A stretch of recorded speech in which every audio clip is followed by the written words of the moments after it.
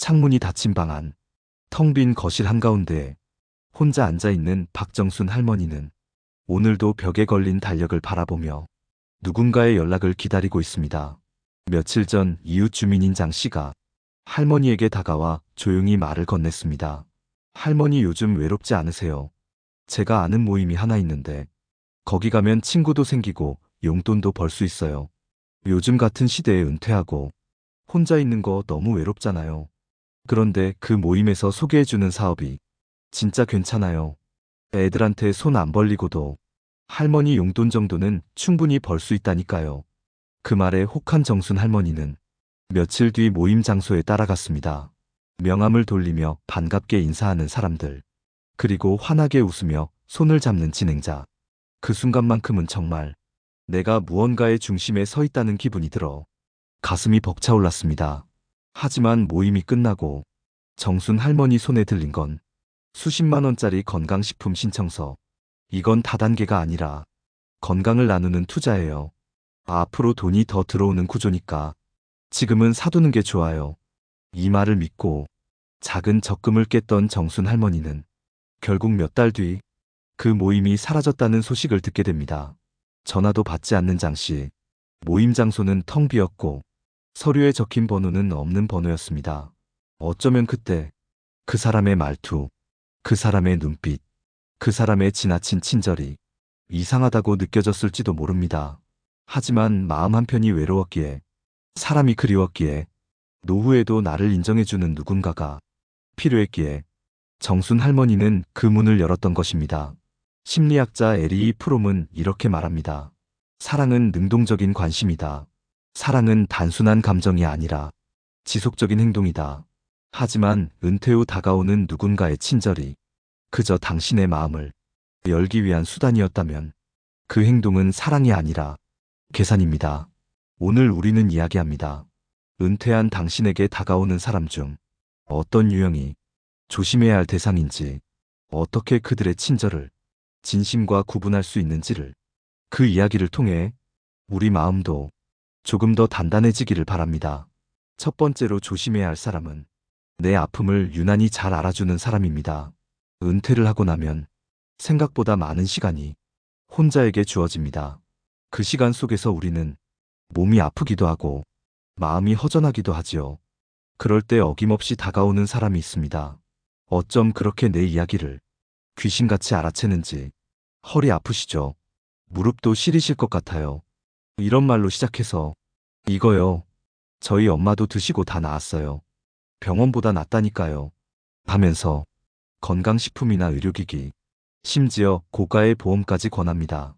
처음엔 그냥 들으려고 했을 뿐인데 어느 순간 나는 그 사람의 말에 고개를 끄덕이고 있고 나도 모르게 지갑을 꺼내고 있습니다. 그들의 말은 참 따뜻합니다. 할머니는 외로워서 그런 거예요. 딸한테도 말 못할 거 제가 다 들어드릴게요. 이런 말에 눈시울이 붉어질 수밖에 없습니다. 그런데 그 따뜻함의 끝이 항상 구매로 이어진다면 그것은 위로가 아니라 판매입니다. 한 할아버지의 이야기가 생각납니다. 전직 교장이었던 이명수 어르신은 퇴직 후 자녀들과 거리를 두고 지냈습니다. 자식들 눈치 보며 돈 쓸 바엔 혼자 조용히 살겠다, 이렇게 다짐했죠. 그런데 어느 날 동네 약국에서 만난 젊은 남자 하나가 선생님 요즘 많이 힘드셨죠? 제가 보니까 선생님은 간이 안 좋으신 것 같아요. 눈빛이 흐려요. 이게 다 해독이 안 돼서 그런 거예요. 이렇게 말하며 특수 영양제를 권했습니다. 그 남자는 며칠에 한 번씩 안부 전화를 했고 어르신 집에 직접 찾아와 음식도 챙겨드렸습니다. 아들 같아요라는 말에 어르신도 마음을 열었고 결국 1년간 3천만 원 넘는 제품을 샀습니다. 이 사실을 뒤늦게 안 딸이 남자를 고소하려 했지만 계약서는 전부 자필로 써 있었고 내용도 자발적 구매였습니다. 나는 그냥 사람이 그리웠을 뿐인데, 그 사람이 필요했을 뿐인데 그게 죄가 되는 건가요? 어르신의 그 말에 딸도 아무 말도 할 수 없었습니다. 누군가가 당신의 아픔을 정확히 짚어낼 때 그게 진짜 공감인지 계산된 접근인지 조용히 한 발 물러서서 지켜보는 지혜가 필요합니다. 장자에 나오는 말 중 이런 문장이 있습니다. 큰 물은 깊어 보이지 않으나 작은 물결 속에 함정이 있다. 진짜로 당신을 걱정하는 사람은 말보다 행동이 앞섭니다. 그리고 무엇보다 그 걱정은 상품을 팔지 않습니다. 두 번째로 조심해야 할 사람은 오래된 인연을 핑계로 다가오는 사람입니다. 어느 날 불쑥 중학교 동창이 연락을 합니다. 야, 너 기억나냐? 우리 그때 참 재밌었는데 시간 되면 밥이나 한 끼 하자. 반가운 마음에 약속을 잡고 나가보면 그 자리에 나와 있는 건 그 친구뿐만이 아닙니다. 왠지 모를 낯선 사람 둘셋이 같이 앉아 있고 이야기는 금세 기억보다 기회 이야기로 흘러갑니다. 지금 아니면 못 들어가는 투자야. 우리끼리만 아는 거라서 괜히 외부에 퍼지면 안 돼. 너 같은 성실한 사람이라 소개하는 거야. 믿음 가니까 옛 친구라는 신뢰감은 어느새 방심으로 바뀌고 나는 내가 뭘 하고 있는지도 모른 채 도장을 찍고 있곤 합니다. 실제로 은퇴자 사기 유형에서 상위에 드는 것이 바로 지인 활용 사기입니다. 수십 년 전 연락이 끊긴 친구가 갑자기 연락이 왔다면 기뻐하기 전에 왜 지금 나에게 연락했는지를 스스로 물어야 합니다. 부산에 사는 김영자 할머니는 한평생 시장에서 장사를 하셨습니다. 퇴직하고 나니 삶이 좀 허전해서 동창회에 나가기로 결심했습니다. 그곳에서 만난 친구 이순애 씨는 영자 할머니 손을 꼭 잡고 말했답니다. 내가 너 참 보고 싶었어. 이제 우리 시간도 많잖아. 같이 뭐 하나 해보자. 그 말에 이끌려 영자 할머니는 순애 씨가 소개한 부동산 투자 설명회에 참석했고 처음엔 단지 정보만 듣는 자리라 생각했지만 언젠가부터 계좌에서 돈이 빠져나가기 시작했고 이름도 처음 듣는 조합의 조합원이 되어 있었습니다. 그 일이 있고 순애 씨는 연락이 두절됐고 동창회에도 나오지 않았습니다. 그제야 할머니는 알았습니다. 그날 동창회는 동창을 만나는 자리가 아니라 고객을 모으는 자리였다는 것을. 가장 오래된 인연이 가장 깊은 상처를 준다. 어느 시인의 말처럼 세월이 흐른 인연이라 해도 그 인연이 시간보다 이익에 기댄다면 그건 사람이 아니라 수단입니다. 사람은 기억을 먹고 살지만 믿음은 현재의 행동을 먹고 자랍니다. 그 사람이 나를 추억하는지 이용하려는 건지 그 말과 행동 속에서 조용히 따져볼 줄 아는 지혜가 노후를 지키는 방패가 됩니다. 세 번째로 조심해야 할 사람은 자신을 불쌍하게 포장하며 지속적으로 도움을 요구하는 사람입니다. 할머니, 저 이번 달 방세가 모자라요. 도와주시면 다음 달에 꼭 갚을게요. 이제 일자리도 알아보고 있어요. 이번만 도와주시면 정말 은혜 절대 안 잊을게요. 이렇게 말하는 사람은 절박한 표정과 한숨 섞인 목소리로 우리 마음속 죄책감을 흔듭니다. 그리고 그 마음의 빈틈은 어느새 반복되는 부탁 앞에서 익숙한 굴레가 됩니다. 처음 한 번은 괜찮습니다. 사람은 도움을 주며 삶의 의미를 느끼기도 하니까요. 하지만 그 부탁이 두 번, 세 번, 그리고 언제부터인가 도움이 아니라 의무처럼 변해간다면 그 사람은 당신을 의지하는 게 아니라 당신을 기댈 나무로 착각하는 것입니다. 서울 송파구에 사는 박영환 어르신은 조기 은퇴 후 지하철 봉사활동을 시작했습니다. 몸도 마음도 건강한 나날이었죠. 그런데 지하철역에서 알게 된 젊은 청년 하나가 있었습니다. 처음엔 가방을 잃어버렸다며 지갑을 빌렸고 그 다음엔 밥을 사달라 했고 어느 날엔 노트북이 고장났다며 돈을 빌려달라고 했습니다. 어르신은 그래도 연금도 있고 저는 진짜 하루하루 버티는 삶이에요. 그 말에 마음이 무너진 박 어르신은 자신도 모르게 몇 번이고 도와주었습니다. 하지만 청년은 돈을 갚지 않았고 문자도 답하지 않았습니다. 그 애가 진심이 아니었다고. 왜 난 그렇게 오래 걸려서 깨달았을까요?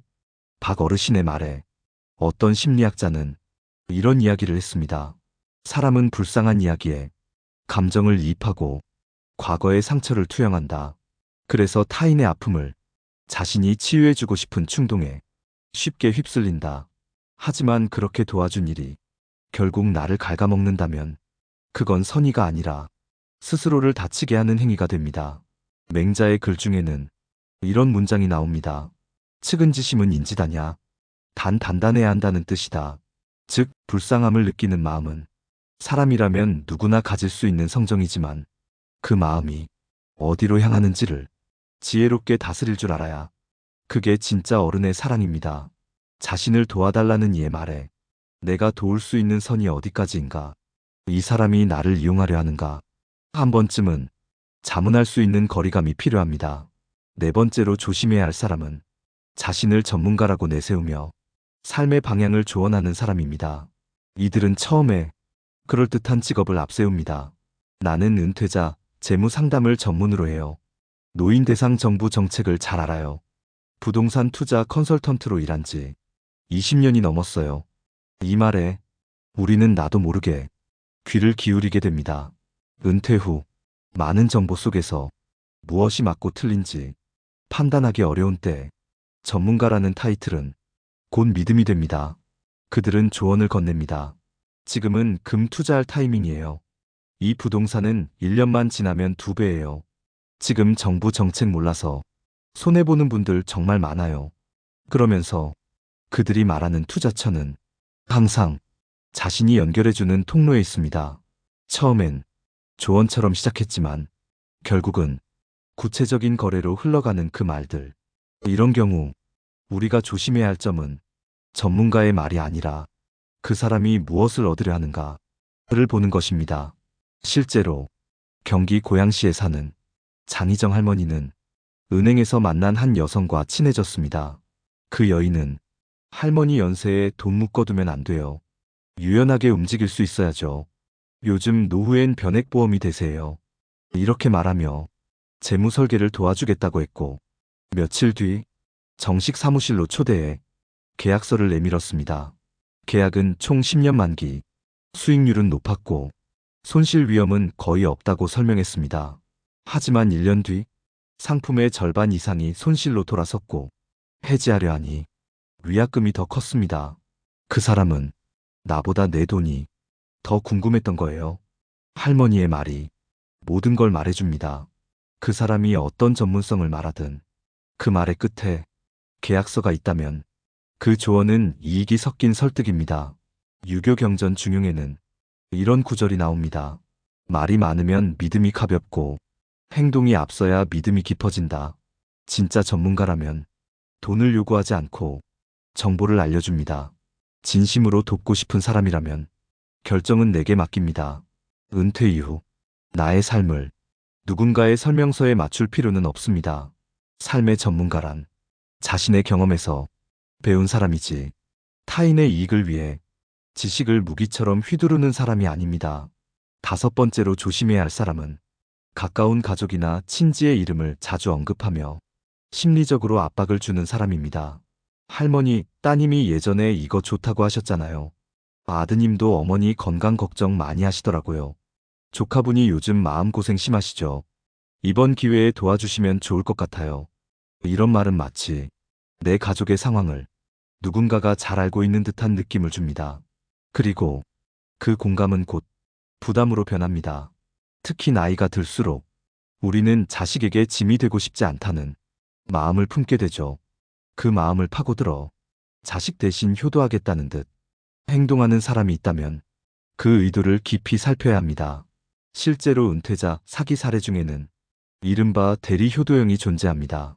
가족을 대신해 안부를 묻고 선물도 가져오며 가까운 존재처럼 굴지만 결국엔 금전적인 요구나 명의를 빌려달라는 요청으로 이어지는 경우가 많습니다. 대구에서 홀로 지내는 윤말순 할머니는 조카의 친구라는 청년을 집에 들이게 되었습니다.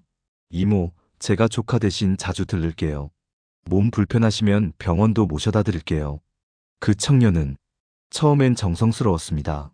무거운 장도 들어주고 전화도 자주 했고 심지어 명절 음식까지 함께 만들었습니다. 하지만 몇 달 뒤 그 청년은 말했습니다. 이모, 제 사업이 좀 어렵습니다. 잠깐 통장만 빌려주시면 대출이 가능해요.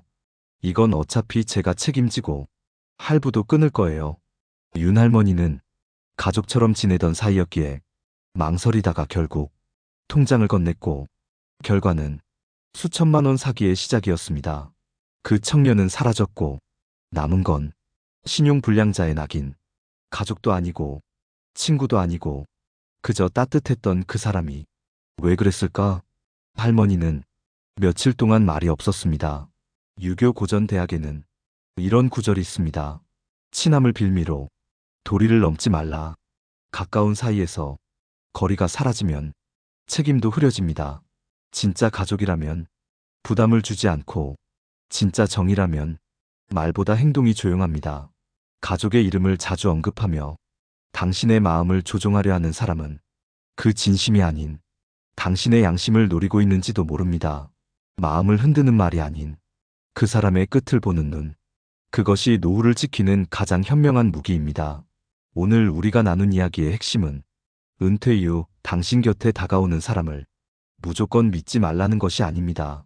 그들이 건네는 친절이 진짜인지 계산인지 살펴볼 줄 아는 지혜를 가지라는 것입니다. 첫 번째, 당신의 아픔에 공감하며 자연스럽게 건강제품이나 치료 방법을 권하는 사람은 그 마음보다 지갑을 먼저 본 사람일 수 있습니다. 두 번째, 오래된 인연이라며 찾아와 투자 기회를 말하는 사람은 그리움이 아니라 당신의 신뢰를 이용하려는 걸 수 있습니다. 세 번째, 자신을 불쌍하게 포장하며 지속적으로 도움을 요청하는 사람은 당신의 선의를 버릇처럼 사용하는 존재일 수 있습니다. 네 번째, 전문가라는 이름을 앞세우며 삶의 방향을 제시하는 사람은 지식이 아니라 당신의 결정권을 빼앗으려는 것일 수 있습니다. 다섯 번째, 가족이나 자식의 이름을 자주 언급하며 심리적 부담을 주는 사람은 진짜 효심이 아니라 당신의 양심을 약점 삼아 무언가를 얻어내려는 사람일 수 있습니다. 이 모든 유형의 공통점은 겉으로는 따뜻하지만 속으로는 차갑다는 것입니다. 관계는 늘 마음과 마음의 거리입니다. 너무 가까워도 내가 보이지 않고 너무 멀어도 상대의 진심이 들리지 않죠. 그래서 우리는 항상 적당한 거리에서 사람을 지켜봐야 합니다. 그 거리는 이해와 존중이 있고 관심과 조심이 있는 거리입니다. 인생은 노년에 들어서면서부터 사람을 다시 배우는 시간입니다. 그동안의 경험으로 이제는 사람을 보는 눈을 조금은 더 가질 수 있기에 우리는 오늘도 배웁니다. 누구를 믿고 누구와 거리를 두어야 할지를. 조선 후기 실학자 정약용은 이런 말을 남겼습니다. 사람을 곁에 둘 때에는 그가 가진 욕심보다 그가 가진 슬픔을 보라. 그 말처럼 진심은 조용하고 욕심은 항상 말이 많습니다. 이 방송을 듣고 계신 우리 어르신들께 부탁드립니다. 당신의 마음이 약해질 때 당신의 곁에 누가 있는지를 잘 살펴주세요. 그리고 그 사람이 당신의 삶을 풍요롭게 만드는지 고요하게 무너뜨리는지를 천천히 보세요. 이야기를 함께 해주신 모든 분들께 감사드리며 이 영상이 도움이 되셨다면 댓글로 여러분의 경험을 나눠주시고 구독과 좋아요로 마음을 전해주세요. 오늘도 당신의 하루가 안전하고 따뜻하길 바랍니다.